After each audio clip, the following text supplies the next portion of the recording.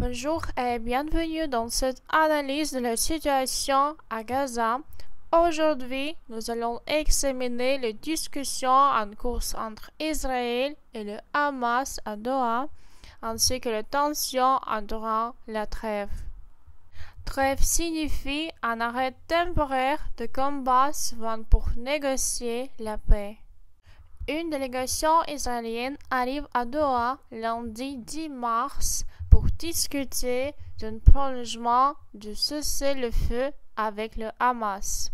Pendant ce temps, le négociateur du Hamas, dirigé par Mohamed Darwish, arrive après des discussions préalables au Caire. Une délégation, c'est un groupe officiel de représentants envoyés pour négocier. Cessez-le-feu signifie l'arrêt temporaire des combats.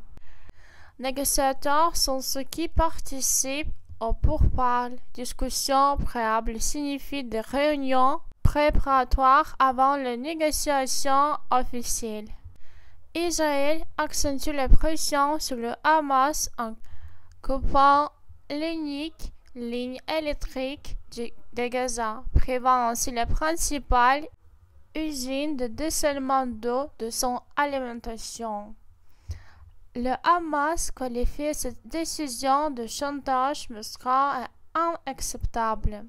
Je vous explique quelques mots suivants. Accentuer la pression signifie augmenter les moyens de contrainte pour influencer l'adversaire. Usine de dessalement est une installation qui transforme l'eau de mer en eau potable. Chantage signifie une pression exercée sur quelqu'un pour obtenir un avantage.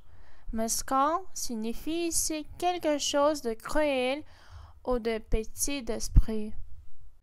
D'un côté, Israël souhaite prolonger la première phase du cessez-le-feu jusqu'à la mi-avril et imposer des conditions strictes pour la suite des négociateurs. De l'autre, le Hamas exige un cessez-le-feu permanent et le retrait total d'Israël de Gaza. Ici, on voit quelques expressions. Prolonger signifie étendre dans le temps. Conditions strictes impliquent des exigences difficiles à accepter pour l'autre partie. Cessez-le-feu permanent signifie un arrêt définitif des combats.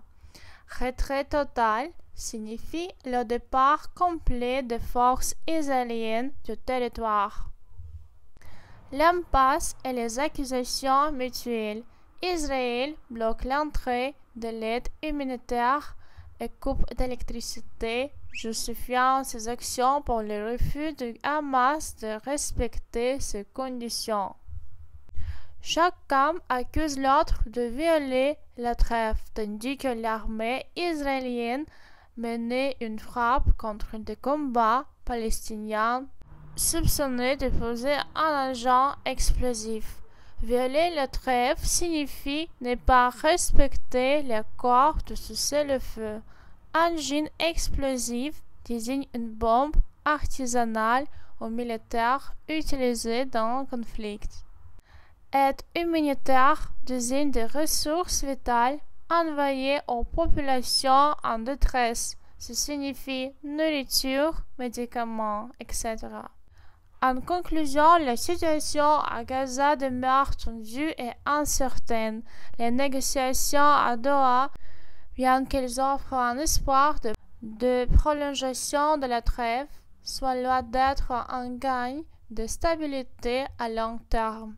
Israël et le Hamas restent fermement ancrés dans leur position avec des exigences contradictoires qui rendent difficile tout compris.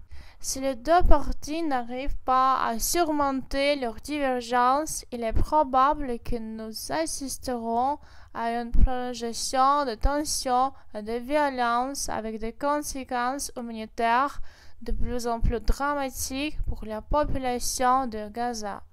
La pression internationale pourrait jouer un rôle clé, mais elle risque de se heurter à l'intransigeance des belligérants. À court terme, une trêve prolongée pourrait être obtenue, mais à moyen et long terme, la stabilité dans la région semble encore fragile et incertaine. Les prochaines semaines seront cruciales pour déterminer si le chemin de la paix est réellement emprunté ou si l'escalade du conflit est inévitable. Voici où nous en sommes aujourd'hui. Les négociations à Doha joueront un rôle clé dans l'avenir du cessez-le-feu. Les médiateurs devront réussir à trouver un compromis entre les demandes du Hamas et celles d'Israël. Un compromis est une solution que les deux parties peuvent accepter, même si elle ne satisfait pas entièrement chacun. Merci d'avoir suivi cette analyse.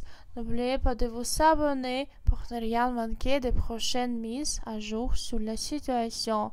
À très bientôt pour un nouveau point d'actualité. Passez une excellente journée.